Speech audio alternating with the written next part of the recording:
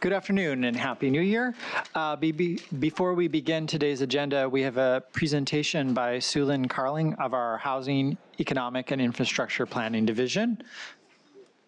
Oh, Jen Gravel is going to introduce the presentation, actually. Good morning, good afternoon, commissioners. My name is Jennifer Gravel, Director of the Housing, Economic and Infrastructure Planning Division here at City Planning. And I'm joined today by Sulin Carling. And we're very excited to share with you two sort of major studies that we recently released that begin to consider how we might think about updating some of our zoning and manufacturing districts to really support job growth today. The first is a study that considers how we might encourage mixing industry with other uses in new buildings in a variety of different prototypical settings. The second is an in-depth analysis of the industrial zones from Greenpoint down to Bushwick in the North Brooklyn area. This considers specific zoning changes that we might pursue to support job growth. Before Sulin dives into the details of those reports, I was just going to quickly give a sort of really broad overview of sort of what's going on in the city. You know, it's really, we haven't really comprehensively thought about how we can think about how our M districts can really do more to perform in terms of job growth since 1961. And that vision at that time is really based on what you might think is like a Mad Men economy. It's sort of 1950s New York City, so all of the office growth was in Manhattan. It was assumed that it would remain in Manhattan, that you would take the subway to work, and that if you were not working in Manhattan, you were probably driving to work. And at this time, the city was starting to lose jobs, even just across the border to Long Island. And the picture on the right is really kind of the vision for the sort of future of industry in the city, which is a sort of a low-slung plant amid a sea of parking with loads of off-street loading. And the notion at the time, this was actually pretty drastic sort of re-envisioning of the city's fabric. It was considered very bold and necessary to really remain competitive. So if we fast forward, so here we go, sort of Mad Men era, sort of drive to work or take the subway. But if you sort of think about where we are today, the city's economy has really evolved in a very different way and not really so much anticipated by the architects of the 1961 zoning. In addition to sort of this dramatic shift to a service economy, which continues pretty much unabated, we're not losing jobs, actually. Employment's at an all-time high, as is population growth. There's more than 1 million people in the labor force than there were in 1960. Most of that net gain is women. So we're actually a much more diverse workforce. And we're also gaining a young and more diverse workforce at 3 times the rate of the national average. So New York City economy is extremely competitive right now. And that is part of the challenge that we're dealing with, is how do we continue to grow in what is the city has not also gotten any bigger. We remain the same number of square miles. So how do we allow for sort of more of everything is what we're starting to grapple with. The last post-recession has been a particularly robust period for the city. We gained over 660,000 jobs since 2010 alone. This is slightly less than the entire city of San Francisco's total private employment. While Manhattan remains the city's economic engine, accounting for 351,000 jobs, we're seeing robust job growth in all 5 boroughs. Brooklyn alone increased private employment by 35%, which is huge. And the employment is also extremely diverse. We're seeing growth across all sectors, across all boroughs. And with that, in particular, we're seeing a lot of change and transition in the M zones, and certainly is the subject of a lot of conversations that I know comes before the commission, which is we've begun to start to try to ask some of the questions and take another look at whether our zoning, to what extent is our zoning an obstacle? How can our zoning perform better to allow for more of everything? So with that, I will turn it over to Sulin to present.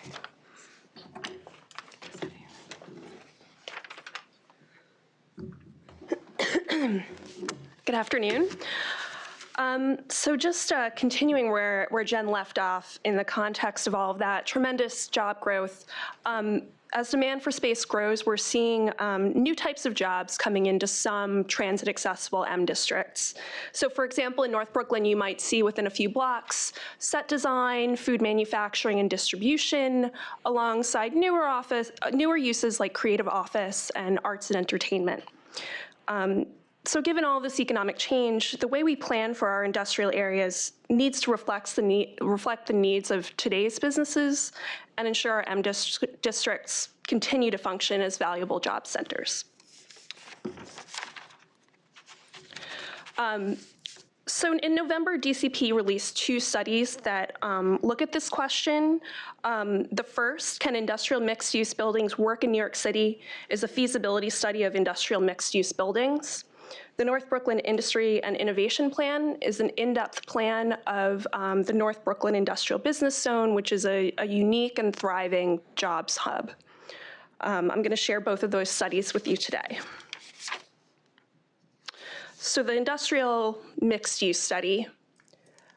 The goal of this study was to understand the feasibility of providing industrial space within new buildings containing office, retail, self-storage, or residential uses, the idea being providing this space that would not otherwise be provided by the private market. We studied this because there have been a lot of policy discussions around these models, calls for requiring or incentivizing industrial space in M districts, a variety of industrial mixed-use private applications such as 25 Kent. The DCP's self-storage text amendment also looked at this model.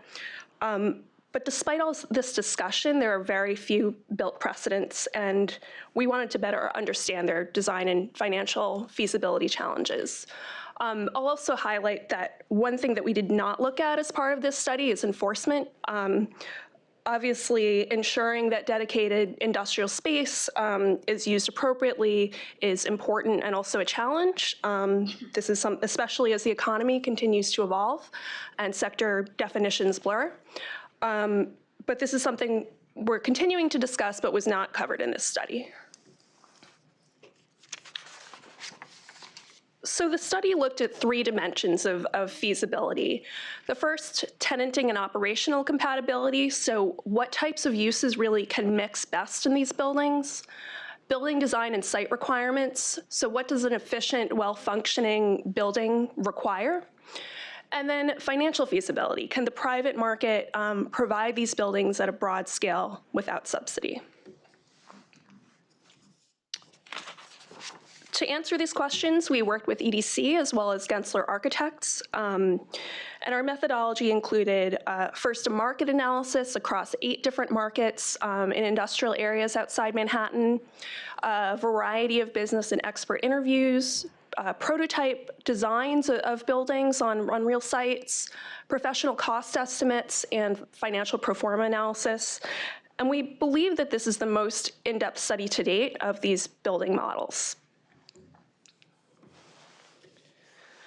So the answer to the question of whether these buildings work is really, it depends. Industrial mixed-use buildings, we found, are feasible in relatively limited cases with optimal tenant types, sites, and market conditions. And I'll go through each of these, but as a summary in terms of tenanting, it's really the smaller scale, light manufacturing businesses that work best, not the truck-intensive and larger ones.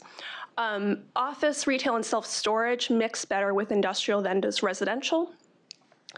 From a design perspective, these buildings really require large, flexible lots, and providing less off-street parking and loading and bulkier building envelopes that are not aligned with current zoning, not allowed by current zoning, increases the efficiency and the financial feasibility of these buildings.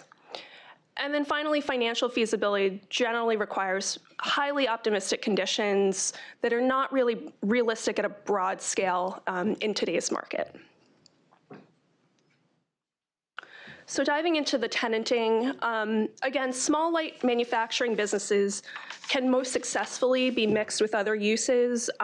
This is in contrast to the large truck-intensive construction supply and wholesale businesses that are really important to our economy. But it's really the kind of smaller niche, creative manufacturing, advanced manufacturing, food manufacturing. Some of these increasingly look like office uses. They produce fewer noise, odor, and truck traffic impacts, have higher rent thresholds, and generally have more flexible space needs, so less off-street parking and loading needed, fewer special mechanicals, can often occupy upper floors. And then from the non-industrial tenant side, again, industrial businesses really mix better with non-residential uses. Residential uses are just more sensitive to noise and odors. These two photos are existing buildings mixing construction supply and residential uses in Long Island City. And just the proximity of the loading dock with the residential entries and the windows really kind of evokes the types of conflicts that come about putting these two uses together in the same building. Office is less sensitive to these impacts, has more similar space needs to industrial uses. And retail also works in these buildings. It can generate extra revenue for industrial businesses, for the building, but does need to occupy ground floor space that industrial businesses also prefer. So as I said, we conducted test fits of theoretical buildings on real sites. I'll show you a few of them. This was the most successful prototype. It's a mix of office, industrial, and retail. And there's some synergies with commercial and industrial. They have similar floor plate needs. They can share a lobby and a core, just fewer conflicts. This is on a full block site, which allows for ground floors. The size of the lot really allows for significant ground floor space for both retail and industrial uses. Also, very important, separating entryways and loading. You can see in the call out the loading towards the back and the entry on the frontage facing towards us. So really separating those. And then this model assumes fewer loading bursts and no parking, which is not what the zoning would currently allow, but allows for that significant usable ground floor space and relative building efficiency.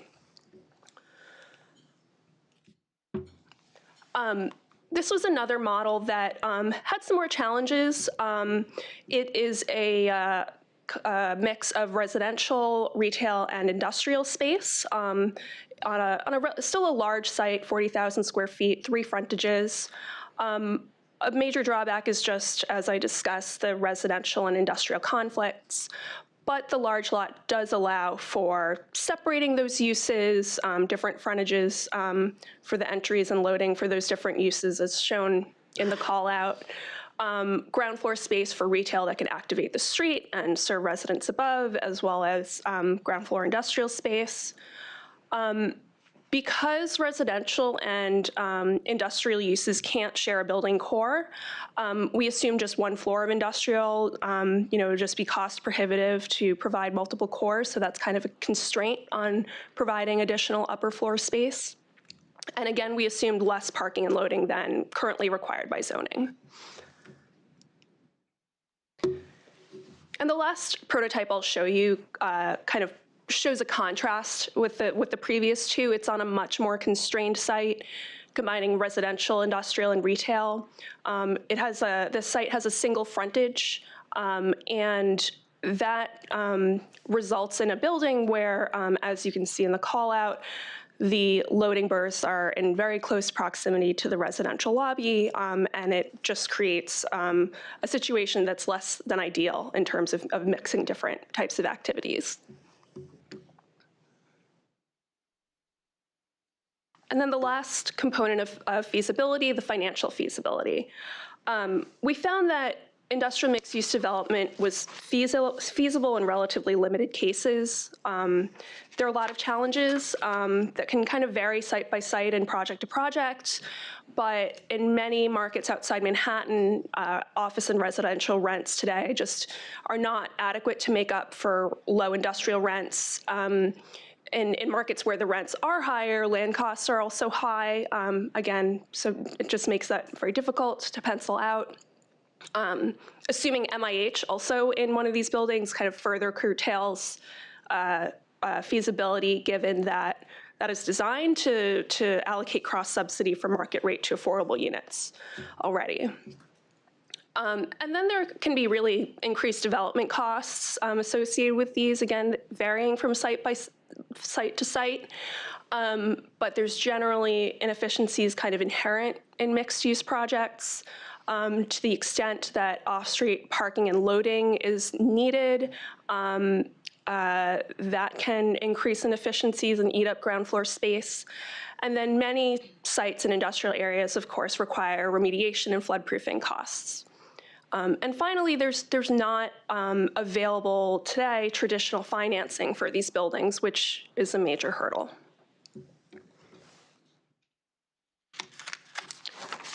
So, in summary, the policy takeaway here, we do think there are opportunities for the city to support industrial mixed-use development in targeted and appropriate locations where feasible. But again, these developments are viable under only certain specific conditions. And so really a major takeaway from this is that encouraging industrial set-asides in zoning is far preferable to requirements. Requirements requiring infeasible development programs really risk stifling creation of space for jobs and investment overall. And so there's been a lot of discussion about incentives versus requirements, and we're very, very wary of requirements. But also we can remove some existing zoning barriers to these buildings to allow them to be built where the conditions are ripe. So reducing parking and loading requirements, increasing flexibility by increasing density, and allowing for bulkier loft-like envelopes can remove some barriers.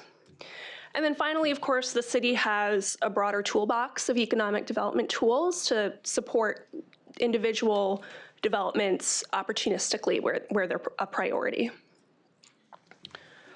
So I'm going to go on to the next study and hold off on questions until the end, if that's okay, just to make sure we get through everything. So the North Brooklyn Industry and Innovation Plan.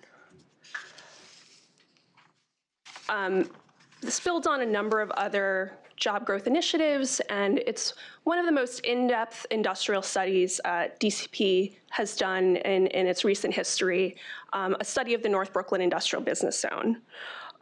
It was announced as part of the Mayor's Industrial Action Plan to preserve and create good jobs in industrial sectors, and it also supports New York Works, the Mayor's Jobs Plan, which aims to grow good-paying jobs across many different growing sectors and across the 5 boroughs. The goals of this study are to update M-District zoning to better align with the needs of today's businesses, retain areas for essential industrial and manufacturing sectors that keep the city running, and create space for fast-growing TAMI, that is technology, advertising, media, and information jobs. And then finally, to grow jobs closer to workers and encourage reverse commutes away from Manhattan. So diving into existing conditions, this is the study area. It's outlined in black, kind of hugging Newtown Creek on the Brooklyn side. It's comprised of the North Brooklyn IBZ in the purple and adjoining M districts within that black line. It comprises areas of Greenpoint and East Williamsburg. It's the 3rd largest IBZ in terms of employment, and it's in a strategic location in the geographic center of New York City, which means that industrial businesses seeking to access Brooklyn, Queens, and Manhattan find this to be a really, really valuable place to locate.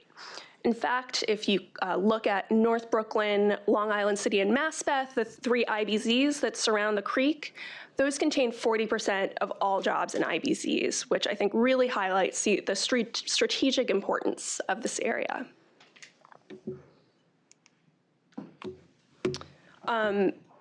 The study area contains almost 20,000 jobs, more than 3/4 of which are industrial. That includes manufacturing, as well as a variety of sectors that keep the city functioning and that we need to locate here. So wholesale, construction, telecommunications, waste management, all really critical services. But it also contains a fair amount of non-industrial jobs in more office-based sectors, as well as retail and entertainment. And employment in the study area is growing for the first time in decades due to this diversification of the economy of North Brooklyn and the growth in both industrial and non-industrial jobs. So just to explain this chart, because it's a little complicated, the first bar is industrial jobs in the study area in 1969. In the following bars, the dark purple is manufacturing jobs, light purple is non-manufacturing industrial jobs, and red is non-industrial, so more office-based and commercial jobs. And as you can see, the number of jobs has declined over many years, several decades, but since 2010, the number of jobs in the area has actually increased, and that's due to both an increase in non-industrial jobs, a 42% increase, which is likely undercounting the businesses located in co-working spaces and small individual startups, and then also 9% increase in industrial jobs. So absent us doing anything and putting into place any new zoning, just organically jobs are growing here. But these jobs aren't distributed equally throughout. As you can see on this land use map, there's a concentration of almost exclusively industrial areas when you get closer to the creek in the majority of the study area. In areas closer to the L train, which is really to the southern end of the study area where you see the fine-grained mix of different colors. It's hard to see the train stations, but there's 2 L train stops, the Morgan and Jefferson stops within that southern portion of the study area. That's where you get a really dynamic mixed-use area with a combination of industrial and manufacturing uses, more creative and tech uses, arts, and a limited amount of residential uses, grandfathered residential and loft conversions. And just to give you a sense of what that looks like, so in these heavier industrial areas near the creek, you have these large lots, low-scale warehouses, really truck-intensive uses. And you have a concentration of really these essential industrial businesses that keep the city running, such as this construction supply company. And then in more transit-accessible areas, you have a great stock of multi-story loft buildings that are becoming these creative hubs, mixes of arts and more kind of tech-driven uses. You also have tech advertising, media, and information businesses. Livestream is actually the technology that's allowing us to stream this today, and they're located in a loft building in the study area. We also have small-scale niche light manufacturing scattered in these loft buildings and throughout the study area. And again, near the L train, retail and entertainment uses are really popping up and bringing in foot traffic and bringing in visitors. But despite this really dynamic and growing economy in North Brooklyn, its zoning is based on the 1961 economy, which, as Jen described, really assumed the development of horizontal, suburban-style, large footprint factories would be the norm going forward in our city's M districts. What they did not envision was the fact that loft buildings like the one on the lower right are actually in strong demand by tech and media businesses as well as light manufacturing businesses alike. But ironically, this building in North Brooklyn could not be built under today's zoning. Today's zoning allows only 1 to 2 FAR, has very high minimum parking and loading requirements that pretty much make it infeasible to build a commercial building. The building envelopes do not allow for this type of boxy building. And also the zoning allows greater FAR for community facilities than for industrial and commercial uses, and there's no real clear rationale for that for this study area. So given the kind of mismatch between the zoning and the kind of job trends here, we developed a land use framework to really harness existing trends and channel growth of different types of jobs into different areas based on the existing concentration of jobs, building stock, transportation access, and other assets. The land use framework contains 3 major employment districts: the core industrial area, which comprises over 2/3 of the study area. The goal here is to really retain this as a hub for the essential industrial uses that characterize this area. There's the growth district, on the other hand, is the areas really with the transit kind of right in the middle of those portions of the study area. This is where the goal is to grow a burgeoning ecosystem of creative and tech-driven jobs in both office and industrial sectors near transit. And then the transition area, which is the teal, these are areas that have more moderate access to transit, or have more of a balance of industrial and commercial uses, whereas the growth district is really seeing the most rapid kind of influx of office space uses. So the transition area is where we'd really aim to support a continued mix of industrial and office uses, and that includes actually creating a new mechanism to encourage provision of industrial space. One other thing before I describe the land use tools we're looking at is we're not proposing allowing for any new residential uses in this area. There are small portions of blocks that are predominantly residential on the edge where we would want to align the zoning with that existing condition, but otherwise we're not recommending growing residential development here.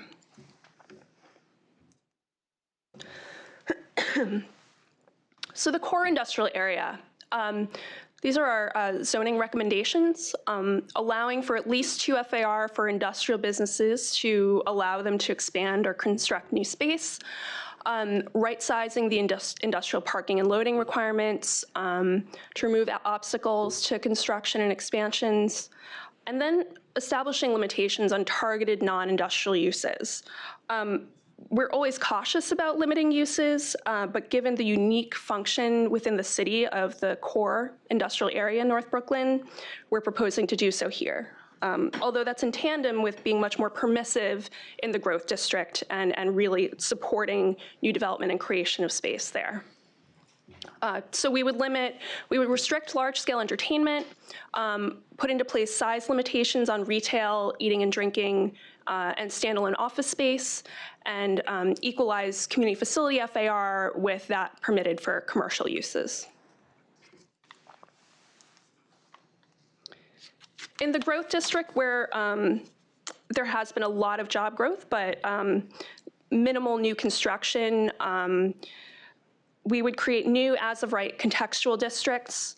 Right now, the zoning resolution doesn't offer any M districts between 2 and 5 FAR, so we would create mid-density M districts with more loft-like building envelopes.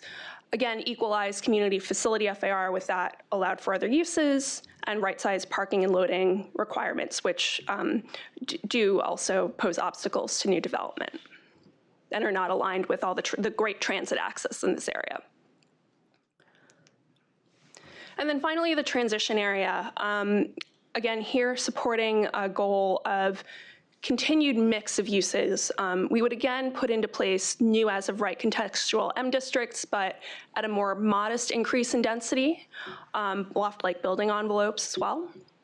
And here we would create a new mechanism to incentivize retention or creation of industrial space. We're working out exactly what this would look like. It could be a preferential FAR, similar to how today more community facility FAR is permitted than for other uses, or it could be more of a density bonus structure. We would equalize community facility FAR again, and right-size parking and loading requirements.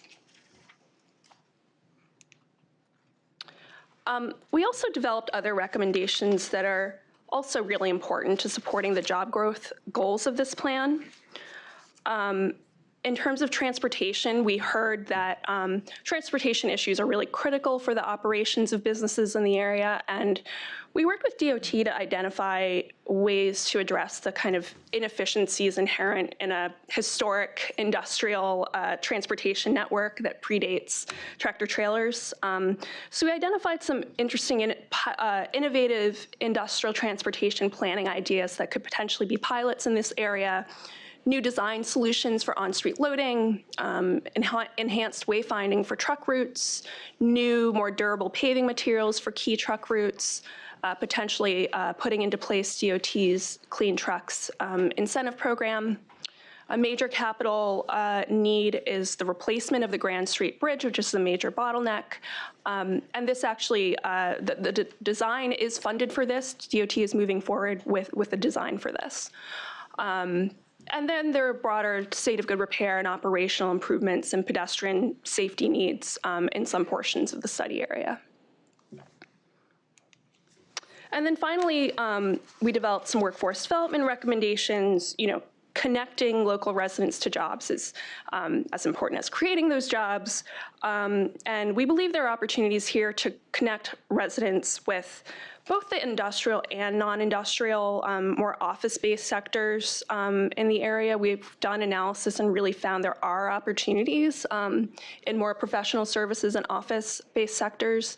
There are a number of opportunities and strategies we could use. We could connect to existing programs, SBS's Industry Partnerships Program, connect local businesses to local schools. There are some kind of independent businesses doing that now a little bit. Maybe exploring a broader Newtown Creek Valley workforce development strategy. There's a lot of jobs on both sides of the creek, so thinking about that. And just reinforcing and coordinating the many existing workforce development programs active in the area being run by local community organizations. So next steps. So we are actively working on a zoning proposal on a pretty aggressive timeline, and we're aiming to share it with the public in the coming months. Scoping spring or summer of this year, and then certification in the fall. And with that, I will open it up for questions. Could you go back to slide number 32? That's the one with the Sperry gyroscope. Mm-hmm. What is interesting about this slide is that is the plant that Sperry built just over the border, and that very much influenced the 1961 zoning for the M zones. What's interesting is they relocated from a loft building, a beautiful loft building that still stands in Brooklyn along Tillery Street down by the Manhattan Bridge, that looks an awful lot more like the building down below. And so it's just an interesting way in which the world has changed and come back again.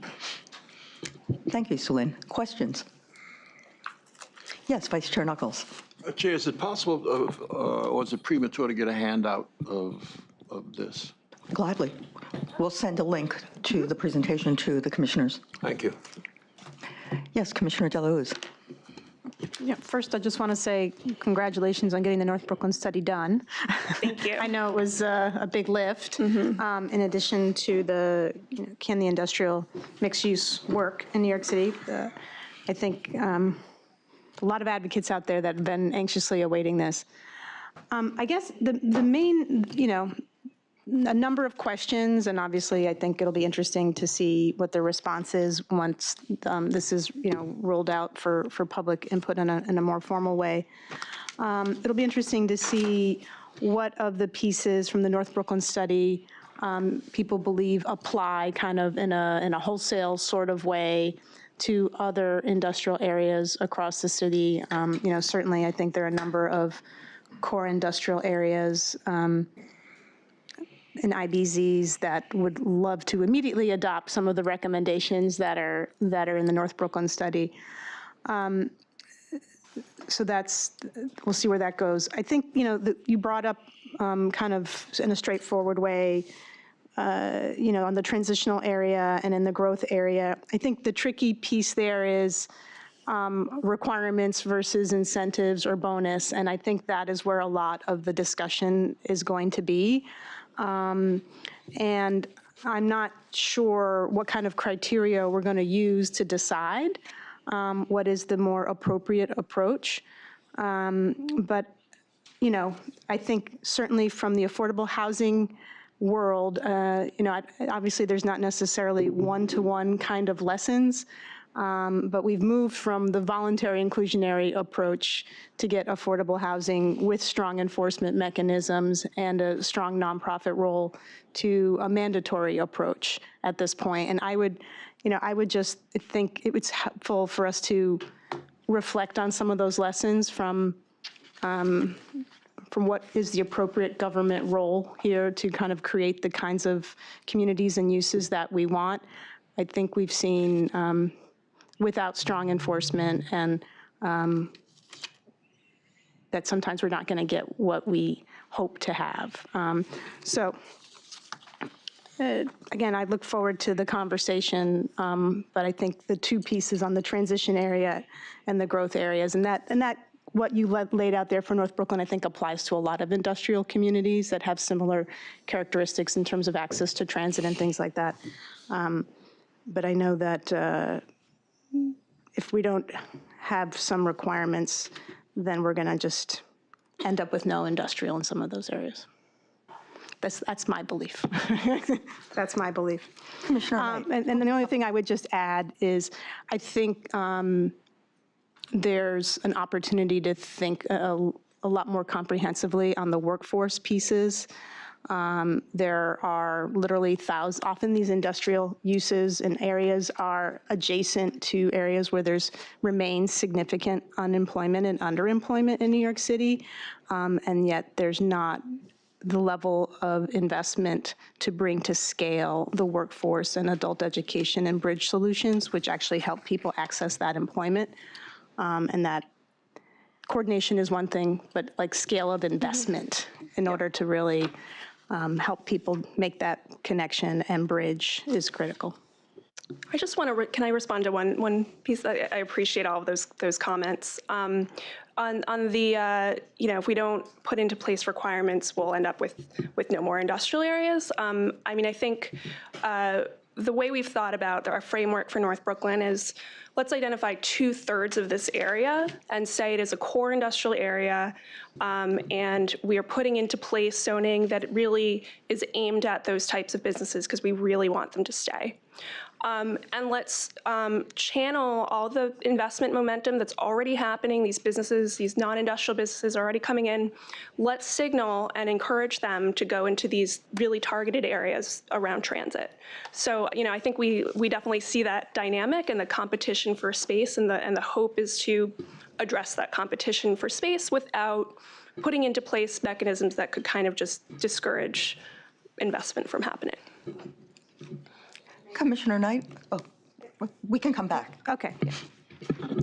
So you mentioned a couple of times the financial difficulty of bringing industrial space online because of the, infeasibility of the model. And so I would just urge the department to really think about the types of incentives that could be brought online to encourage that kind of development, because it is very difficult to make the numbers work. Non-zoning incentives. Yes. There.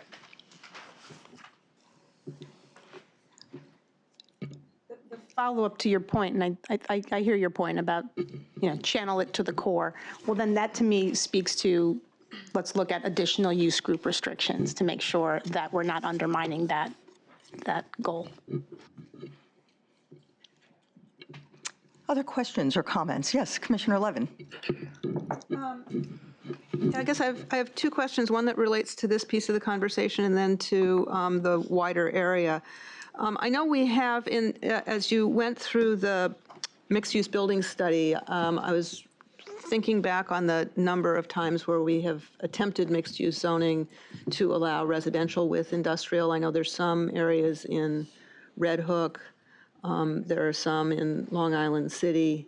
In fact, there are some sort of idiosyncratic ones in the former Clinton urban renewal area in Hell's Kitchen. I'm wondering if your study was informed by looking at some of those areas. There are places, I think, this is going to sound like I'm advocating for residential use here, but it's more a question of how closely did you look at other mixed use, actual experience with areas that have been zoned for mixed use and then took a look at what happened there? Mm-hmm. Yeah, I mean, we looked, qualitatively, we looked at more the kind of conditions that were created. We looked at this Dutch Kills area of Long Island City that you referenced, and kind of what do these buildings look like in practice? They were kind of less than ideal conditions. Okay, so these were examples of what mixed-use zoning produced? Yeah. These are not just sort of other examples of stuff that happened? Yeah. Okay. So there was an I incentive built misunderstood. Okay. into the Dutch Kills sub-area of the special district. Can I clarify quickly? So this was actually an incentive that was built into the Dutch Kills rezoning I think it's an exemption for ground floor industrial space.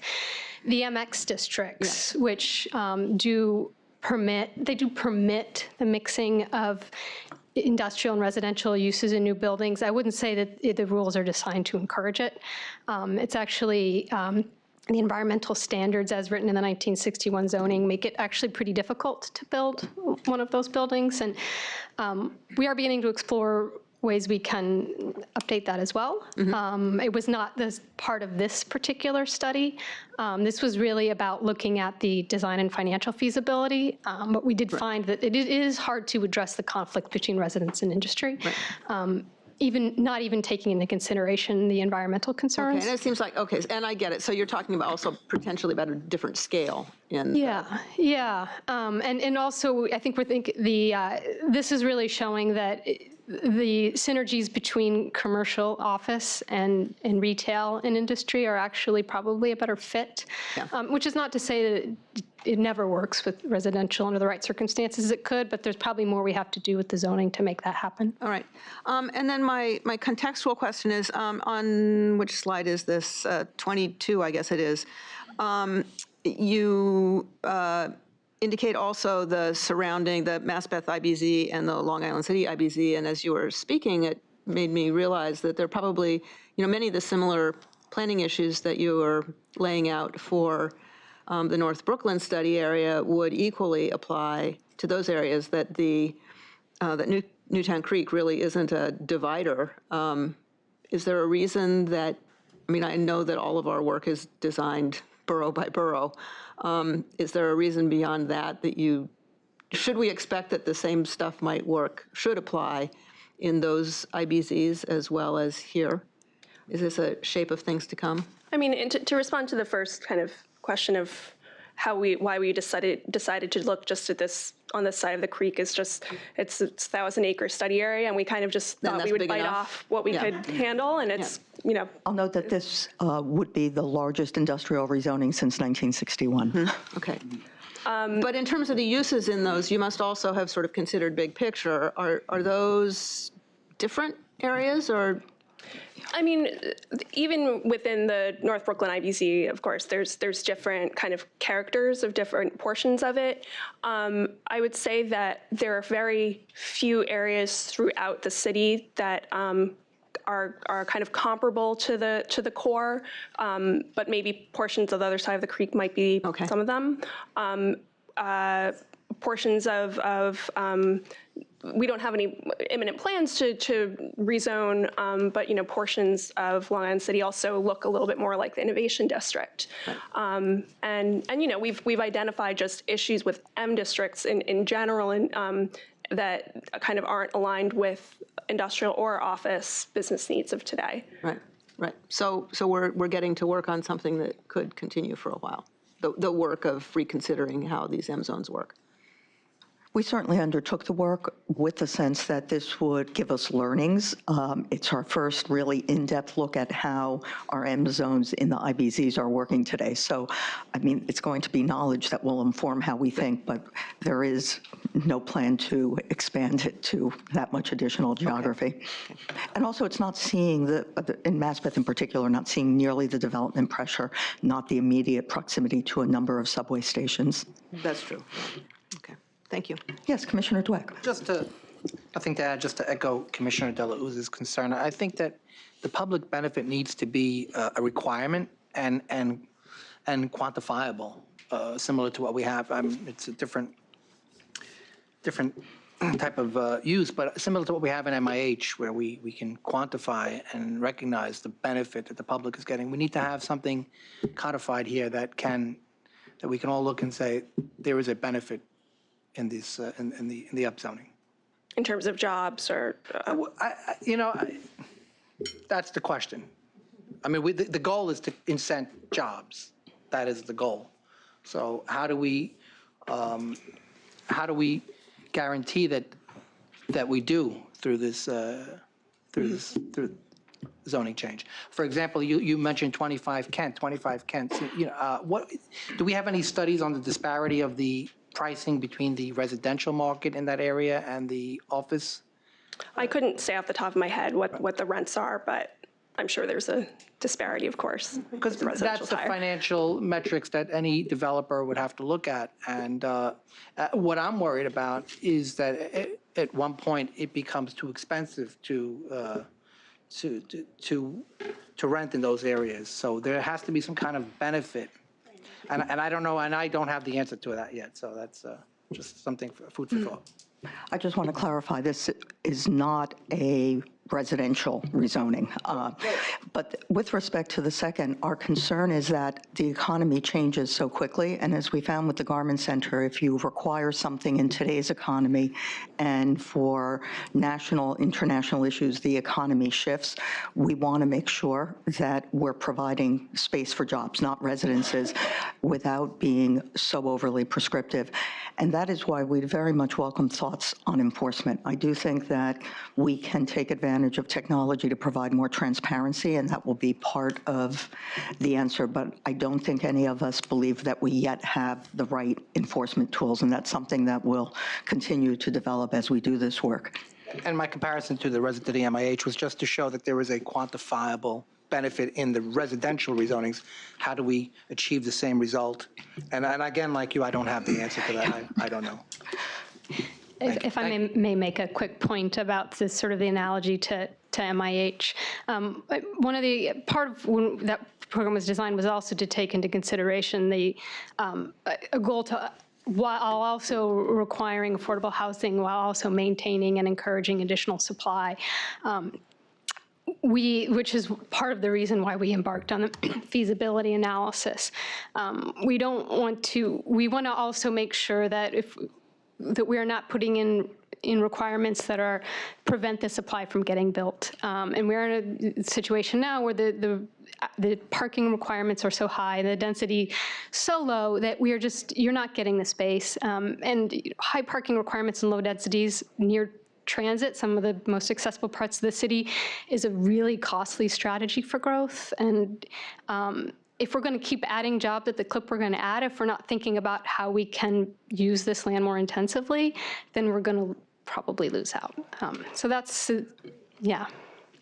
That's also when you think about facets of this work that might have broader applicability, not just having 1, 2, and 5, but rather a broader range of FARs is something that one could consider more broadly. Parking and loading requirements in transit-rich areas is, again, something that one could consider applying more broadly than just here. But this is, in many ways, the perfect test case because it presents such a rich mix and such tension over the appropriate use of this land for jobs. Great. As you reflect further, the team would very much welcome your input on it. This is some of the most interesting, challenging work we're undertaking this year. Yes, Commissioner Ortiz. Hi, thank you. You know, it strikes me that there might be lessons also to be learned from Spofford in the Bronx, which is an interesting mix of, you know, industrial with some retail, with a retail veneer. You know, not retail in the way that we think about it, with also, you know, housing component, that those things seem to, you know, at least they're planned to coexist. I had a question, you know, to what degree has this work been reviewed by industry, you know, folks in the industry? And do these, you know, the reduction in loading requirements, for instance, or a reduction in parking, how are those reflective of, or do those align with industrial needs? Have we gotten feedback? So we've worked closely with Evergreen throughout this process. They were developing their own BOA study of the area at the same time. So we even held a joint public meeting and a few joint roundtables with businesses. And so we've had ongoing conversations with them and met with them just a few weeks ago to kind of share the final version of this proposal. And, you know, certainly the parking and loading changes align with what they think should happen and what, you know, the businesses that both they and we have spoken to have called for. You know, there's we've also briefed Pratt, NHD, we've kind of shared around with a number of the different advocacy organizations the plan and continue to speak to them going forward. But a lot of the things in here they said explicitly are things that they've been calling for a long time. Mm-hmm. I know, and this is not in New York, but in a community that I've recently been exposed to, the loading requirements were reduced and the size of the loading dock was reduced so much so that the larger trucks that many operators use couldn't get into the space, and it made it very difficult to lease the space. So, you know, those are sort of some of the details that end up, you know, allowing for the use of the space, or, you know, versus having it remain vacant. Yeah, it's a fine balance between, you know, ensuring that it matches the needs of the businesses with, you know, creating requirements that make it kind of just infeasible to expand your space or you know, build something where there's enough ground floor space. And so that's the kind of work we're doing now, is to figure out exactly what those requirements are. Well, as long as they're at the tables. Yeah, absolutely. Other comments? Thank you. Oh, yes, Commissioner Levin. Commissioner Efron is no longer with us for this discussion. You may be pleased to know that this morning I sent her over a copy of the presentation and the links to the 2 complete reports, and I anticipate that we'll be hearing from her. Thank you. Okay, moving on to the review session for the New York City Planning Commission. Today is Monday, January 7th, 2019, and the time is 1:58. The first item on our agenda is a certification of a zoning map and zoning text amendment in the Bronx Community District 9. Manny Lagares is our presenter, and I believe Commissioner Marin is recused.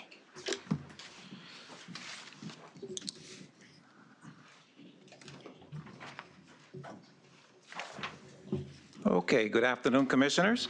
As Ryan mentioned, this application is coming here for certification, 2069 Bruckner Boulevard rezoning. The applicant is the Asmuth Development Group, and they're requesting a zoning map amendment from R5 to R7AC24 to facilitate the construction of a mixed-use development. They're also seeking a zoning text amendment to Appendix F of the zoning resolution to designate the rezoning area as an MIH area. The project is located in the Unionport section of Bronx Community District Number 9, which is located in the Southeast Bronx. It's on block 3797, lot 33, on a block bounded by Chatterton Avenue to the north, Olmsted Avenue to the east, Bruckner Boulevard to the south, and Pugsley Avenue forms the western boundary. The site is 61,000 square feet, and it currently contains a vacant one-story house of worship. Adjacent to that are 9 residential buildings. The ones immediately adjacent to it on Chatterton Avenue, that's on the north side of the block, they're basically 2 and 3 family, 1 and 2 family homes. Sorry about that, 2 and 3 story, 1 and 2 family homes. The building all the way on the west portion of the block is residential, and it contains a 10-story building with an accessory parking lot. Across from Chatterton Avenue, you have the same type of housing. You have 2 and 3 story, 1 and 2 family homes, as well as across Olmsted Avenue. This aerial map is actually showing you the infrastructure of the area. And you see Bruckner Expressway, but Bruckner Boulevard is just a little north of that in front of the project area. And there along Bruckner Boulevard, you have the number 5 bus, as well as the Bronx Manhattan 8, the express bus going east-west. On White Plains Road, you have the number 36 and number 39 bus lines, north-south. And on Castle Hill, you have the number 22 bus line. So public transportation is very accessible.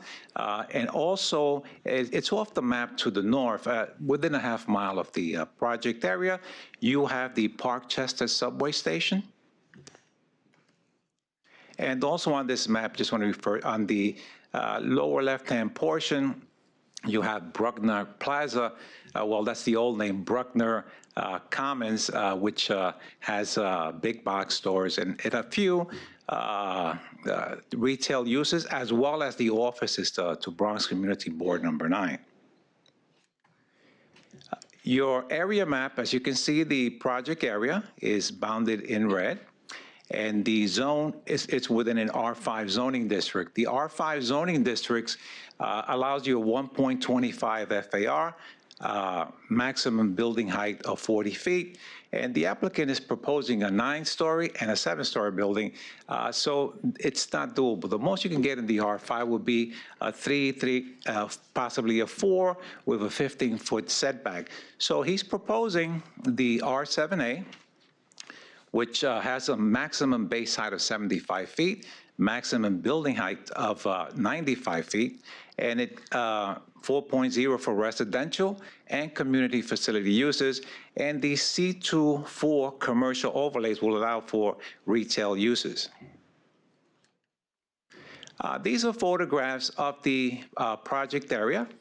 And the first and second, the left side, the top and bottom, you actually see the vacant 1-story structure. The photo on the right is a view looking, let me see, that's facing east. That's Bruckner Boulevard. Excuse me. These are more photographs from a different view. These are looking northwest, and in the one in the bottom, you have another view from Bruckner Boulevard. This is the before and after, which just shows you that it was within that R5 zoning district and what is being proposed, the establishment of the R7A C24.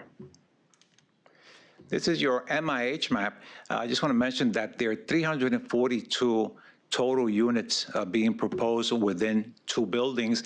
And you can actually see the breakdown. I won't go through the entire thing, but the totals are 69 studios, 138 1-bedroom, 106 2-bedroom, and 29 3-bedrooms. The applicant has selected option 1, which is 25% of the total floor area made available to households at 60% of AMI and below, with 10% of that at 40% of AMI. Here is your site plan, and as you can see, we have Building A and Building B. I'll start with Building A, which fronts on Chatterton Avenue. Building A is a proposed 7-story residential building, no commercial at all. It's approximately 64,000 square feet in floor area. and it will contain 71 units. These units are home ownership units under the HPD Open Door Program, which provides funding for condominium and cooperative buildings. And the other, just one other point I want to make here is that it's 7 stories, and as you go west, it actually steps down to 5 stories. I guess respecting the distance between that and the adjacent homes. Okay, Building B actually has 2 frontages, one on Bruckner Boulevard and the other one on Olmsted Avenue. This building is proposed to be 9 stories, will contain 271 units, approximately 199,000 square feet of floor area, and 18,000 approximately square feet of commercial on the ground floor. Parking will be provided, 159 units, at grade and below grade. At grade, you have 60 units, and below grade, 99. Now, the building B will have 2 commercial entrances, one at the upper, as you look, Olmsted, right at the corner, you have your commercial entrance. In the middle, you have your parking entrance, and then, in the middle, you have your residential entrance to Building B, and below that, you have your commercial unit, and on Bruckner Boulevard, you also have 2 commercial entrances, as well as your residential, not residential, as well as your parking entrance, which is located the western portion of the building there. There's a curb cut that actually leads into the at-grade parking, and from there, you can either park at grade, or you can just go a little up where you see the arrows going down into the lower level. Now, the parking right on top of that would be a, on the first floor, approximately 2,500 square foot recreation area. This is what the building, this is Building B, what it will actually look like, fronting on Bruckner Boulevard and Olmsted Avenue, which are both wide streets. And this is Building B. Actually, as you can see here by the color, corner building is still part of Building B. You have Building A, which is your 7-story residential building. And the interesting thing here is that as you move towards the residential on the right, it starts to step down. It goes down to 5 stories as soon as you get close to that residential area. I'd be happy to answer any questions you may have. Questions from the commission? Commissioner Ortiz. Hi, good morning. Good morning. I was wondering, they're looking for a C24 overlay. Where are the nearest C24 districts, and where are the nearest, commercial districts? Is this an isolated overlay, or is it an expansion of something? Well, it's not an expansion of an existing overlay. It's being established for the development as part of the R7A. You do have commercial uses as you look at this map. If you look to the left, you have commercial. As a matter of fact, that commercial goes further to the left, I would say around 3 or 4 blocks. The commercial there is very active. I've passed through there many times because I live in District 10, so I use the Bruckner Expressway or Bruckner Boulevard. Also, across from the Bruckner Expressway, where you see that C44, that's the Bruckner Commons, where you have big box stores. There's more commercial there. But for all intents and purposes, it's across the expressway. So yes, it is. Yes, I just want to. People aren't going. Yeah. No, and I guess that's one issue or concern I have. What kind of retail do they envision? They're including 18,000 square feet in a somewhat isolated location on the Bruckner Boulevard. It's not part of any existing corridor, and I'm not sure I understand the rationale. Sure. Good afternoon. I might want to say one thing about the commercial here. One, to Manny's point, if you go along Bruckner Boulevard there is significant commercial that has very low vacancy. Additionally, with this site itself, the developer Azimuth actually had a project that came through here about 2 years ago, 1755 Watson Avenue. And as part of that, they had some additional demand for commercial that they're aware of in this area. So they've built in this area and they're pretty familiar with the market. And they think that with the amount of units that are coming here, along with Bruckner itself, and if you do look to the west there, while the block that this is on has an existing building and doesn't have the overlay does continue to the west there. And so that is a pretty healthy commercial district, and it does seem like there is some demand here. And they can speak a little more. You're talking about Castle Hill. I'm talking about, no, actually just to the west of the site, the block to the west, over by, is that Pugsley There's there? like 3 blocks, Yeah. though, right? Pugsley just to the west, so the next block, and then Castle Hill itself also to the east. Okay, but this is not connected to those in any meaningful way? It's not directly connected, no. Okay. One question, who's the parking for? The 159 at grade and below grade? Okay, that parking is for the again, the small home ownership component, would have 71 there. And then you have the 271 units in the other building. So they're actually required to have 103 spaces, but they provided the 159 just to make sure there is parking, even though they're within the transit zone. So, but it's for the residents, it's not for the outsiders, yes. So it's not going to be for the commercial, but, I guess there's a question. When you look at the site plan, they're projecting 58 at-grade parking spaces.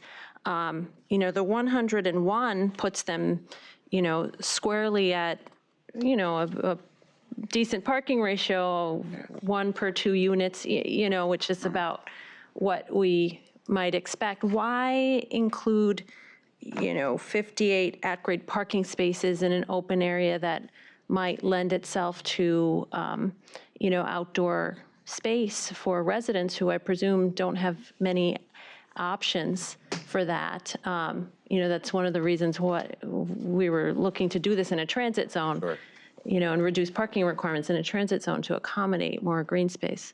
The one thing I would add, and I completely understand your point, was that there was concern from the community board itself about the amount of parking. We're going to always get that concern, and if we respond in every single case and offer much more parking, I mean, the 101 for the 206 units, it seems sufficient. And actually, if you look at the vehicle ownership, 46.5% of folks in this zip code don't have vehicles. So we're providing, the right number of vehicles for the parking demands, presumably, of this neighborhood, and we have affordable housing. So I would just say, I really encourage them to think about the converting that surface parking to outdoor space for their residents, which would be probably much appreciated. Okay. Other questions? Okay, then this application is certified. Okay, the second item on the agenda, page 30, is a certification of a zoning map and zoning text amendment in Queens Community District 7. Hai-Kyung Yang is our presenter.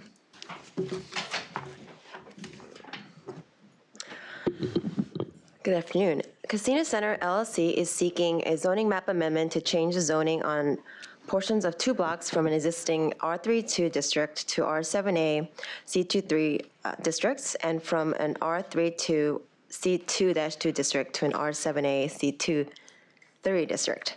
The applicant is also seeking a zoning text amendment to designate an MIH area to facilitate an 8-story mixed-use building in the Flushing neighborhood of Queens. The zoning in the area is primarily low-density R32 and R3A with C2-2 commercial overlays along Casino Boulevard.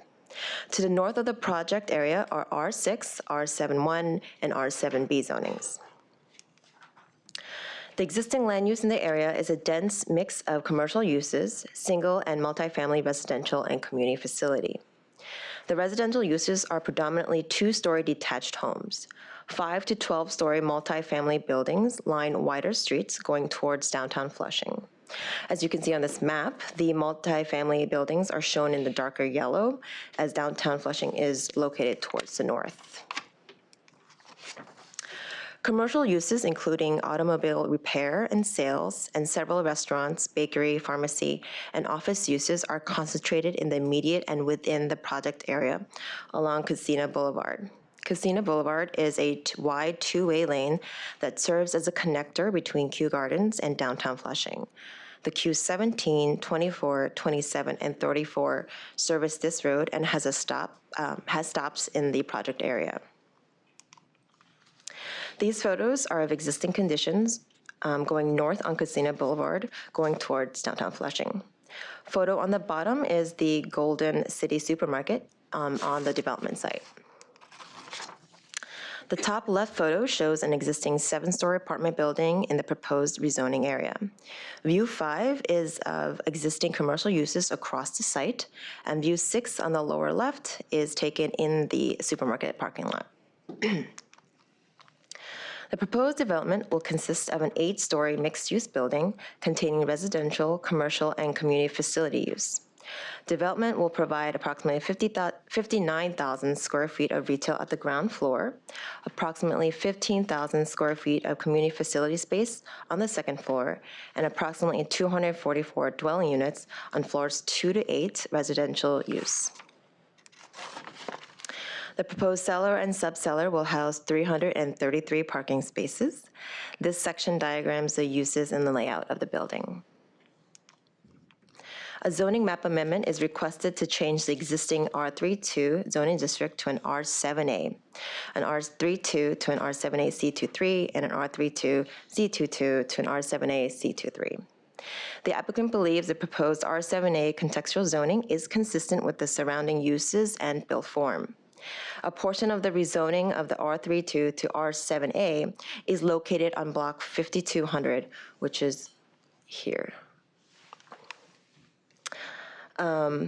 So it's right on 5200, right block, that already contains a 5-story, 70-unit self-help affordable senior housing and a 7-story, 92-unit co-op building. The rezoning will bring these buildings into compliance. The applicant is proposing an 8-story building. With its predictable form, the applicant believes the proposed R7A district ensures a development with appropriate context. The applicant is also proposing a text amendment to Appendix F to establish the project area as an MIH area. The applicant proposes option 2, which requires 30% of the floor area to affordable housing with an average AMI of 80%. The proposal would provide approximately 73 units of affordable housing. Thank you. Questions? Yes, Commissioner Rumpershad. Thank you for the presentation. I have a question in regards to the curb cut location. Have you guys or has anyone engaged with DOT with regards to the traffic study? Because if I'm correct, Calamino Avenue is a 2-way street, and I'm just wondering if the proposed traffic conditions, are they going to put a street light there because there's no street light there? I mean, I've driven down this area many times, so I know that this type of development would be a major, major change to that location. There has been a study, and right now there is a restricted deck on the traffic, and I believe there is going to be changes to signs and signal timing changes along the project area. And one other last question in regards to curb cut. It says more than 30 feet. How wide of a curb cut are they looking for? Is that going to be a loading area as well? It says commercial and residential, so I'm not too sure. I believe the curb cut would be on Holly Avenue. They have one on Casino here. It says more than 30-foot long curb, special approval needed. So I'm just curious how wide of a curb cut they're looking for and whether or not it's going to be utilized for, I guess, loading for commercial. Okay, I'll get back to you on that. Thank you. Other questions? Commissioner De La Uz. I'm trying to look it up, but maybe you have it there. What's the AMI level in this community board? Community Board 7 is about 52,000.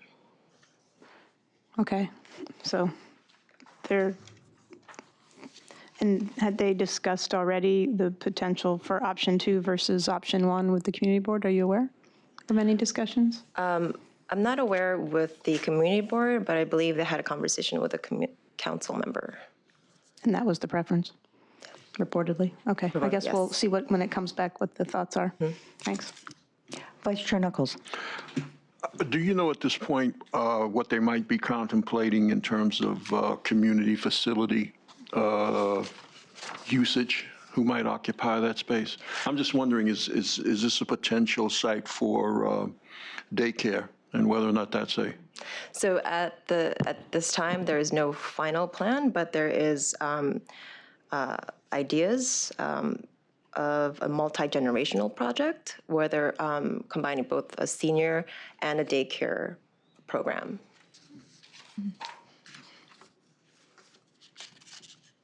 Other questions? Okay, then the application is certified. Thank you. All right. The third item on the agenda, page 52, is a pre-hearing review of a special permit in Queens Community District 7. Aikang is also going to present this. Hi again. The applicant, the Matone Group, is seeking a special permit to permit use Group 10 furniture use at 13401 20th Avenue in College Point, Queens. The project is located within M1 zoning district and also follows the regulation of the College Point Special District. The Special District does not allow use Group 10 in this portion of the district. Any expansion would have to come to the CPC for review. Adjacent to the project site and along 20th Avenue towards the Whitestone Expressway is a commercial shopping center strip, which includes commercial tenants such as Target, PC Richard & Sons, and BJ Whole Foods. The area is served by Whitestone Expressway. The Q20A and Q76 bus provide service along 20th Avenue and 14th Avenue. A bus stop is located directly in front of the project site. The project site itself is improved as a commercial shopping center. The site is approximately 100 square feet and contains a ShopRite supermarket, a Petco, a bank, and restaurant supply store. Lot 50, which is the subject of the special permit shown on the lower right, contains a 2-story commercial building. The proposed action would maintain the existing footprint of the building but allow for furniture store use. An as-of-right expansion on the second floor of 10,000 square feet is reflected on the site plan. The applicant will provide an additional 33 accessory parking spaces in compliance with required regulations. On October 15th, the CPC certified the application, and on November 19th, the Community Board voted 35 in favor and 1 against the project. On December 19th, the Borough President voted in favor of the application. Questions? Okay, then we'll hear this at the public hearing on Wednesday. Great, thank you. All right. The fourth item on the agenda, page 74, is a post-referral review of a City Planning Commission certification in Manhattan Community District 8. Eric Olson is here to present. Good afternoon. This is an application from IGI E86 LLC seeking a certification from the City Planning Commission and the Metropolitan Transportation Authority to determine whether an easement volume is required on the zoning lot in connection with the proposed development of a new building at 306 to 320 East 86th Street on the Upper East Side in Manhattan. The development site lies along the southeast side of East 86th Street, near the southeast corner of the intersection of East 86th Street and 2nd Avenue, both of which are considered wide streets under zoning. The development site is depicted in a dashed red line on the slide. Oops. Trying to point here. See right there. The development site is zoned C28A, which permits a commercial FAR of 2 and a residential FAR of 10, with a maximum height limit of 210 feet. The 4, 5, and 6 subway lines serve the area, and the nearest station is on the local 6 line located at East 86th 86th Street and Lexington Avenue. In 1973, the City Planning Commission established the Special Transit Land Use District in many areas of Manhattan. This is also called the TA District. TA districts include requirements for specific types of special transit easements in order to provide access to subway stations along the proposed 2nd Avenue subway route where needed. The boundaries of the TA district in this area near the proposed development site are shown in a dashed blue line on the slide here. Note that about 25 feet of the proposed development site frontage lies within the nearby TA district. In early 2017, phase 1 of the Q subway line was completed. This new subway line runs along 2nd Avenue throughout the Upper East Side. The TA district in this area was mapped in anticipation of the 86th Street station of the Q subway line. Entrances for the 86th Street station of the Q subway line can be found. There are actually 3 entrances adjacent to the proposed development site. The first is on the northeast corner of 2nd and 86th Street. You can see there's an escalator entrance there. There's another escalator entrance about 250 feet further down the northeast side or the northern side of East 86th Street. And there's an additional entrance that's an elevator entrance that's on the southeast corner, very adjacent to the development site, which you can see here. The development site has 155 feet of frontage along East 86th Street and a total lot area of 15,836 square feet. You can see the buildings on the development site here on the slide. And here you can see in more detail where the proposed development site lies in relation to the Special Transit Land Use District boundary. Again, the development site is depicted by a dashed red line, and the Special Transit Land Use District boundary is depicted by a dashed blue line. The new building will contain approximately 125,000 square feet of floor area with ground floor retail and residential uses above. It will have a maximum height limit of 210 feet and contain up to 70 residential units.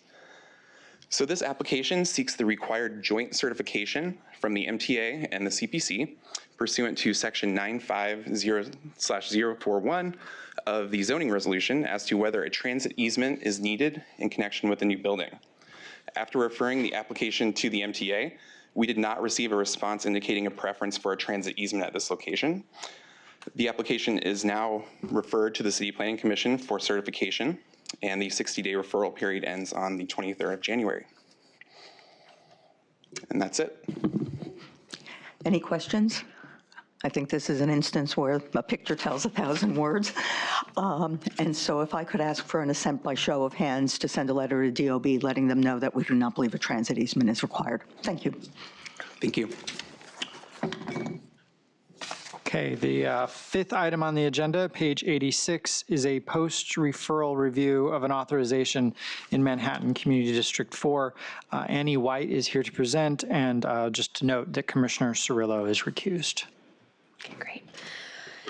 Good afternoon, Commissioners. This is an application for a contribution in kind authorization for a property located on Block 4 of the Hudson Boulevard and Park in Hudson Yards, Manhattan Community District 4. This authorization was referred out on November 13th. The co-applicants for this project are subsidiaries of Tishman Speyer. The authorization is pursuant to Special Hudson Yards District provisions that allows for a contribution in kind to the Hudson Yards District Improvement Fund to facilitate the construction of a portion of Hudson Boulevard and Park. The property that will be improved as the Boulevard and Park is located at 527-531 West 36th Street. As a quick reminder, the Special Hudson Yards District adopted in 2005 had the intention of fostering a mixed-use medium to high-density business district with an extensive open space network. The primary open space in this network is the Hudson Boulevard and Park, shown here on the plan, which upon completion will run from West 33rd Street to West 39th Street and mid-block between 10th and 11th Avenues. Phase 1 of the park, which includes blocks 1 through 3, was acquired by the city for redevelopment and opened to the public in 2015. Phase 2, which includes blocks 4 through 6, is not yet under construction. Lots in Phase 2 are in private ownership and are subject to special regulations in the special district designed to facilitate their improvement as part of the park and boulevard. For this application, the site is on Block 4, which is indicated here. To put this phasing plan in some context, you can see the granting site and receiving site on Block 4. It's the Hudson Boulevard and Park runs north from the Eastern Rail Yards open space, and you can see Blocks 1 through 3 now complete. Block 4 is directly east of the Javits Center and a bit southwest from the Port Authority bus terminal area, which would be just off the map, kind of in the northeast. The contribution in kind mechanism allows for a developer to build a portion of the Boulevard and Park in lieu of paying into the District Improvement Fund, and by doing so, receive bonus credit for floor area to be used on the designated receiving site. The amount of money spent on that park improvement is then translated into square footage based on the current District Improvement Fund DIB rate.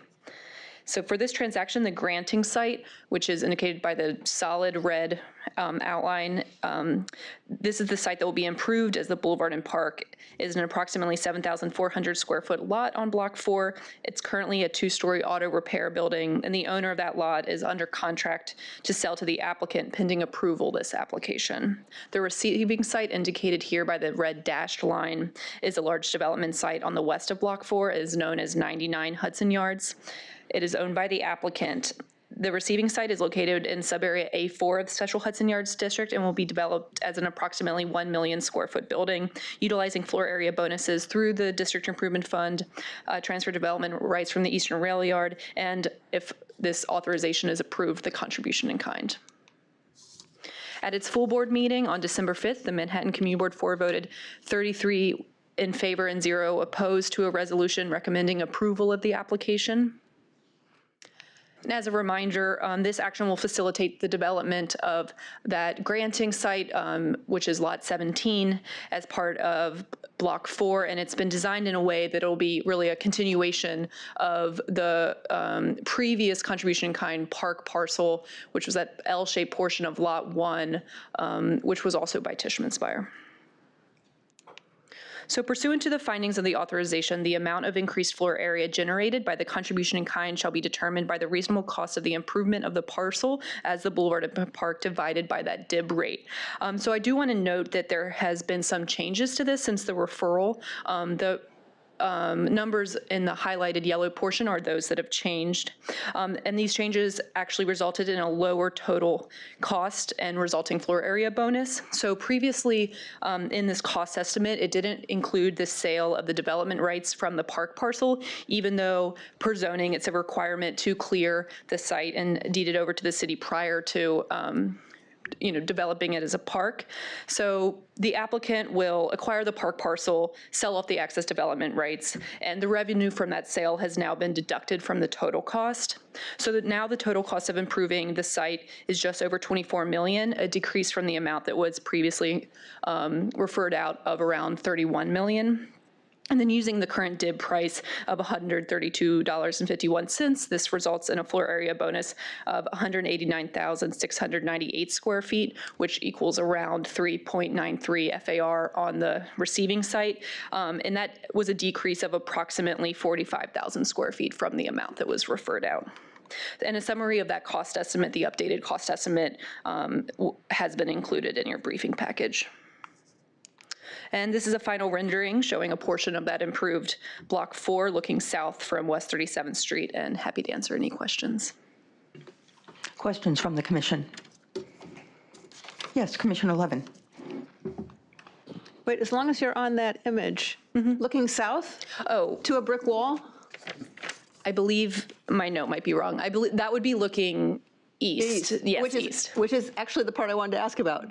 As Community Board 4 pointed out, the briefing sheet also pointed out, that brick wall is, I believe, one of the 2 lots remaining that are meant for the boulevard eventually. That's correct. Is there any update on acquisition of those parcels? That's still being worked on. It would either be an acquisition through a subsequent contribution in kind or would need to be acquired by the city.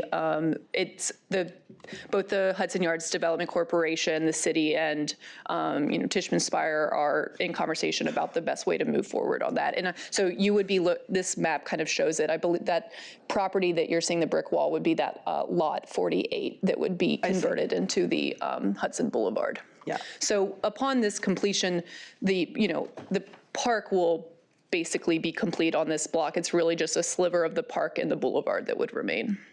Right, so the park will go ahead and get built. Yes. While the acquisition of the boulevard portion is under works, TBD. yes. Okay, thank you. Yep. It's really great to see this complete block get done. That's a long time coming. Absolutely. Yes, Commissioner Deleuze. Yes, and we saw the community board voted unanimously in favor, which is not very common for this community board, so that says something. I'm just wondering, actually, what was the process to find the miscalculation? Like, is there something to be learned from that? I think that, it was really just, this is on the previous contribution in kind, they already owned the site, so this is the first contribution in kind where they were doing the acquisition, and it wasn't, we just didn't really take that into consideration, and actually it was, the applicant who came to us and said, it actually makes much more sense to not have them double dip by both seeking the revenue from the sale of the development rights and also getting a bonus for that amount, so. So lesson learned. Lesson learned, and we would certainly this would now be the standard moving forward for future contribution in kind processes. Yeah. Other questions? Okay, then we'll schedule this for a vote. Thank you. The sixth item on the agenda, page 117, is a pre-hearing review of a site selection and acquisition in Manhattan Community District 10. Joseph Hennekins is our presenter. Okay, good afternoon, Commissioners. So this is an application for a site selection and acquisition of 2 parcels in Central Harlem, Manhattan Community District 10. Approval would facilitate the preservation of the Joseph Daniel Wilson Memorial Community Garden. The co-applicants are Department of Parks and Recreation and the Department of Citywide Administrative Services. The application was certified on September 24th, and it's returning for pre-hearing review. So I'll just go through an abbreviated presentation today, and Parks will present on Wednesday. So the site is comprised of 2 privately owned tax lots, and the lots are interspersed with 2 publicly owned lots, which are already owned by Parks. All 4 of the lots, both the publicly and privately owned, are vacant and are used as one contiguous garden space. And the site is zoned R7A as part of the 2003 Frederick Douglass Boulevard rezoning. So the garden's located on the north side of West 122nd Street between Adam Clayton Powell Boulevard to the east and Frederick Douglass Boulevard and St. Nicholas Avenue to the west. And the block is primarily residential, although there is one other community garden, Our Little Green Acre, which is located towards the end of the street. Morningside Park is located 2 blocks west of the site, and Marcus Garvey Park is located 2 blocks east. So J.D. Wilson is operated by a nonprofit group called Project Harmony, and it's operating pursuant to a Green Thumb agreement with Parks. And the garden has been operating since 1985. And it actually used to span 9 lots, and now it spans these 4. While the garden is operated as one contiguous space, so while the garden is operated as one contiguous space, as you can see here, the ownership is divided between Parks and a private landowner. And negotiations between the gardeners, the private landowner, and the city have been ongoing since the 1990s. But the parties have now reached a tentative agreement for acquisition at a fair market price. Accordingly, Parks and DCAS are now seeking site selection and acquisition approval for the site. And approval would help facilitate the acquisition of the 2 privately owned lots for continuing use as a garden, helping to preserve the garden as a community open space and neighborhood amenity. So Community Board 10 voted to recommend approval of the application, and the Borough President has also recommended approval. And a representative from Parks will present in further detail on Wednesday, but I'm happy to take any questions. Questions? Yes, Vice Chair Knuckles. Just an observation. Only a community park could get a 44-0 determination out of Board 10. Yeah. And quite a beautiful one. What a photo. Okay, well, then we'll go to public hearing on Wednesday. Thank you. Item 7, the site selection acquisition for the Frank White Memorial Garden expansion in Manhattan Community District 9 is on for continued hearing on Wednesday. So we have it on our agenda, but we're not going to have any, you've already seen the presentation, so it'll just be back. Moving on to item 8. Page 143 is a pre-hearing review of a UDAP designation, project approval, and disposition of city-owned property in Brooklyn Community District 9. Alexandra Patty Diaz is here to present. Community District 4. 4? It is 4. Yeah. Sorry. Good afternoon, Commissioners. This is an application by the Department of Housing Preservation and Development, HPD, to request a designation and approval of an urban development action area and disposition of city-owned site. This application will facilitate the development of a new 4-story building with 20 100% affordable units at Community District 4 in Brooklyn. Here is an overview of where Community District 4 Bushwick is. This site is located at 63 Stockholm Street between Evergreen and Central Avenues. The surrounding area falls within an R6 zoning district. The surrounding uses are mainly residential with some commercial uses on Myrtle Avenue, community facilities, and parking facilities. The surrounding area is well served by public transportation, as seen to the proximity of Central Avenue station. And the development site is approximately 7,500 square foot vacant interior loans site owned by the city on the west side of Stockholm Street. The proposed development will include 20 units, a mix of studio, 1 and 200 bedroom apartments, totaling approximately 16,400 square feet of residential floor area. The proposed development will participate in the Enterprise Green Communities program. The proposed 4-story building will have a total height of approximately 40 feet and will set back 10 feet from the lot line, allowing for a landscape and continuous street wall with adjacent buildings. The landscape will serve as a buffer between the ground floor residential units facing the street and the pedestrians.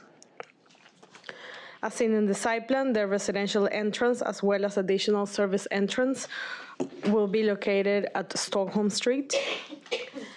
The ground floor plan will include 5 apartments and amenities of the building. Typical floor plans will include 5 apartments. Community Board 4 held a full board meeting on November 14th of the present year and approved the application with no modifications or conditions. And the Brooklyn Borough President held a hearing on November 27th of the present year and approved the application with no recommendations or conditions. So just proving, Vice Chair Knuckles, that it happens even on housing projects. Any questions or comments? Okay, then this will go to the public hearing on Wednesday. Item 9 on our agenda, page 170, is a pre-hearing review of a zoning map and zoning text amendment in Brooklyn Community District 6. Katie Fiera Iannito is here to present. Thank you. Okay, great. I'm a recused on this. Yes. Michelle De La Uz is recused. Commissioner De La Uz.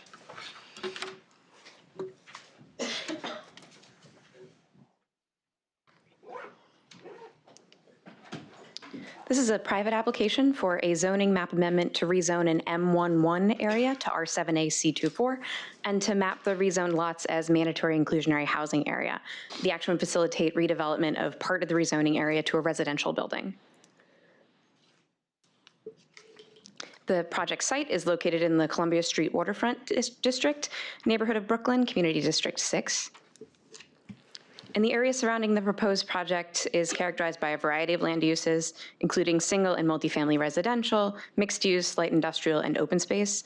The blocks and areas to the north and east of the site are predominantly residential, including attached townhouses as well as new apartment buildings.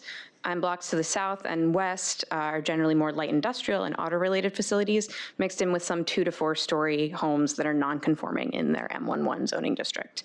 And there are several community gardens and parks in the neighborhood, including the lots at the intersection of Hamilton Avenue and Van Brunt Street, adjacent to the project site, which are city-owned and under the park's jurisdiction. And the area is located more than 1/2 mile from the F subway line. However, B61 bus service runs on Columbia Street, and there's multiple regional roadways in the area, including the BQE and the Brooklyn Battery Tunnel. The site is currently mapped M11. It's bordered on the east by R6B zoning, and there have been several actions over the past decade to bring existing residential and commercial uses in this area into conformance and to facilitate residential and mixed-use development. And the commission will recall one recent application for contextual rezoning nearby at 5563 Summit Street. That action was voted favorably by the commission in July 2018 and was approved by City Council and completed ULURP in September. This proposed rezoning area consists of 3 tax lots totaling approximately 10,500 square feet. The proposed development site at 41 Summit Street is a single tax lot in red. It's owned by the applicant, and a 2-story building on that lot was formerly used as a warehouse, and it's currently unoccupied. The other 2 lots in the proposed rezoning are 75 and 79 Hamilton Avenue. They currently include one 3-story mixed-use building that has a vacant commercial space on the ground floor, and one 2-story commercial bank with accessory parking in the rear. And the applicant worked with DCP to determine an appropriate rezoning boundary that includes the 2 non-applicant controlled lots.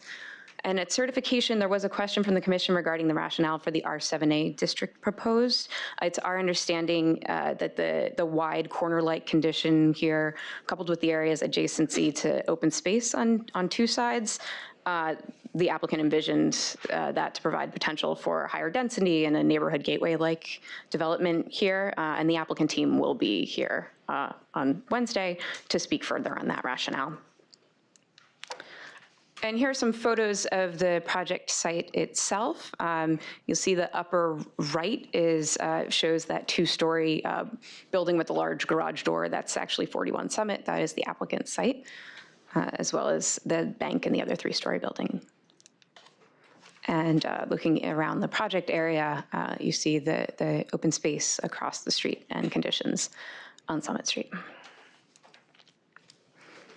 So the applicant's proposing to develop a 7-story residential building of 7 units and approximately 10,000 square feet. The building would be built to the lot line up to a height of no more than 65 feet. That height is limited in the proposed R7A district under the zoning resolutions transition rule because the site is within 25 feet of an R6B district. The development would include a 39-foot rear yard. No on-site parking is proposed. The applicant proposes to map MIH options 1 and 2 across the proposed rezoning area. However, due to the limited dimensions of the applicant's lot and the building height limit under the transition rule, the applicant has found it infeasible to reach the 12,500 square foot threshold for applying MIH to the proposed development. And there was an additional question from the commission at certification regarding MIH applicability to the other small lot within the rezoning area. That's 75 Hamilton Avenue. And I'd note that that lot is only about 20 by 90 feet, which even at the FAR allowed under R7A under the rezoning would yield a maximum floor area also short of MIH threshold. Just a rendering of the applicant's proposal. And to note that there was a public hearing, it's Community Board 6's Land Use Committee, and that application received a motion for disapproval at Community Board 6 with 0 in favor of the project, 28 against the project, and 1 abstaining. The borough president also held a hearing on November 27th. We have yet to receive a recommendation for the borough president's office. To facilitate the proposed development, the applicant is seeking the zoning map amendment to rezone M11 to R7A C24 to designate the rezoned lots as mandatory inclusionary housing area. The applicant representative will be here to speak on Wednesday, and I would be happy to take any questions. Katie, could you go back to the rezoning area?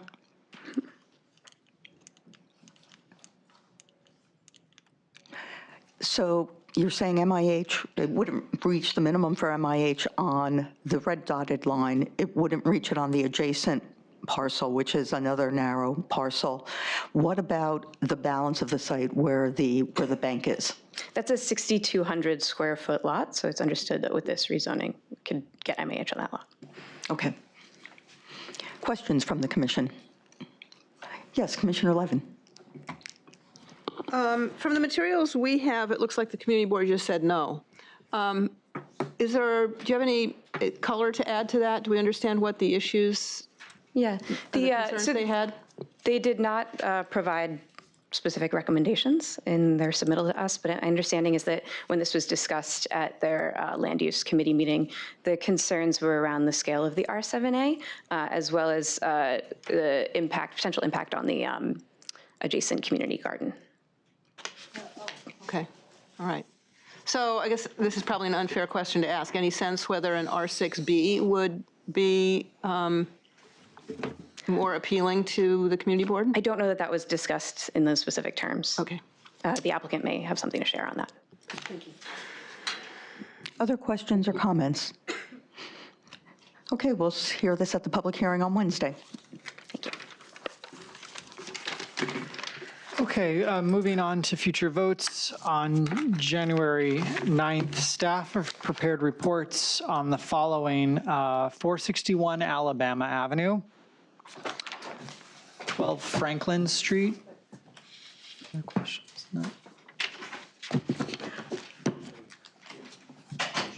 The chance to come back and sit down.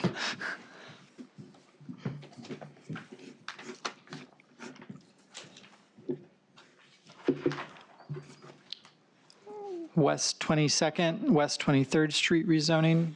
Have any? Yes, Commissioner Levin. Yeah, I just have to observe that I'm concerned about the analysis that is in the draft report that leads to a conclusion that this application should not be approved. I have to say I started in on this one at certification, being concerned about whether the zoning was appropriate and in particular, the effects, the displacement, the possibility for displacement that could be a result. But I got persuaded by staff's explanations at the review session,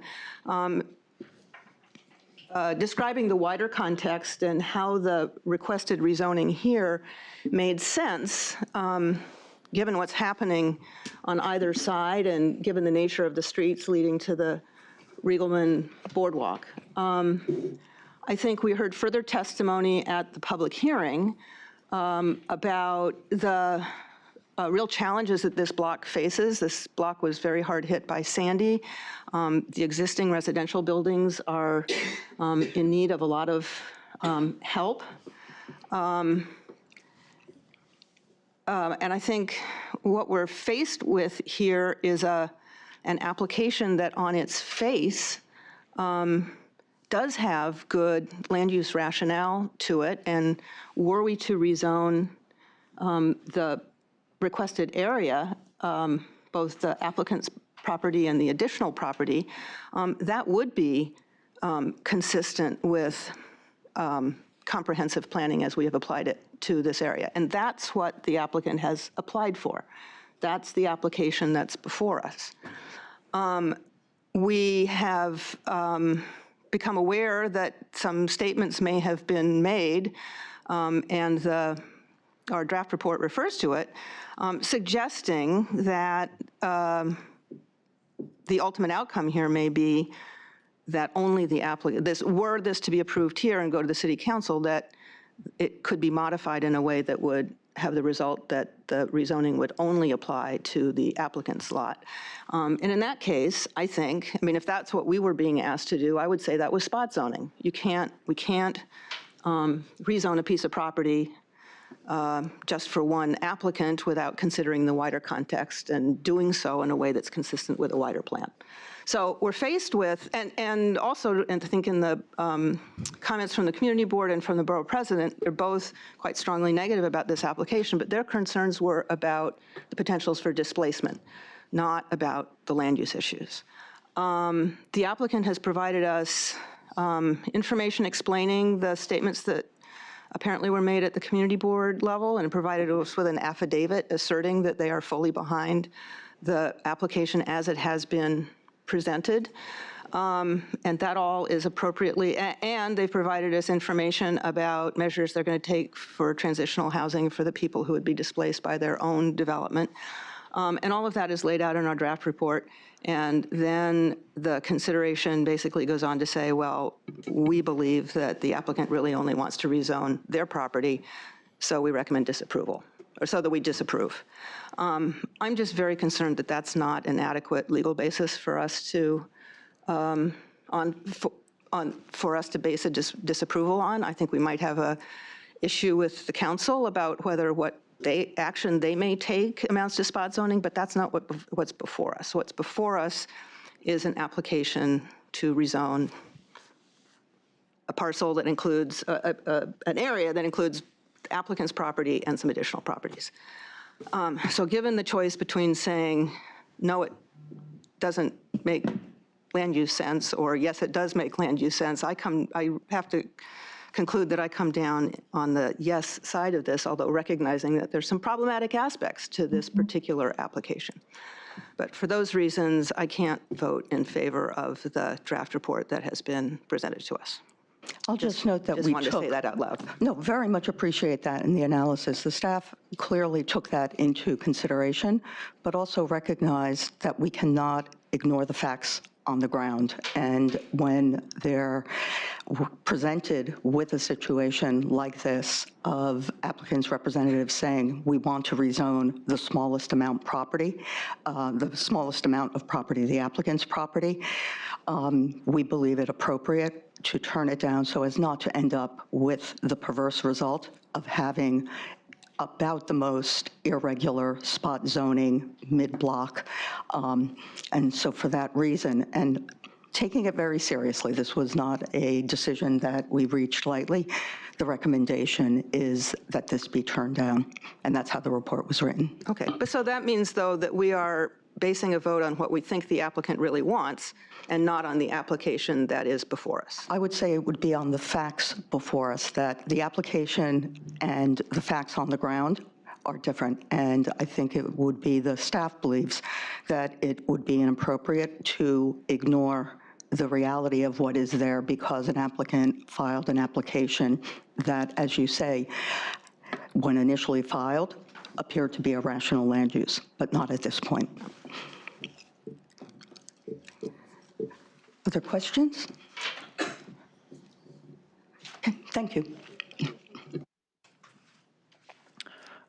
570 Fulton Street rezoning. I believe the Brooklyn office had some discussion. Yes. Good afternoon. Just wanted to provide a quick update.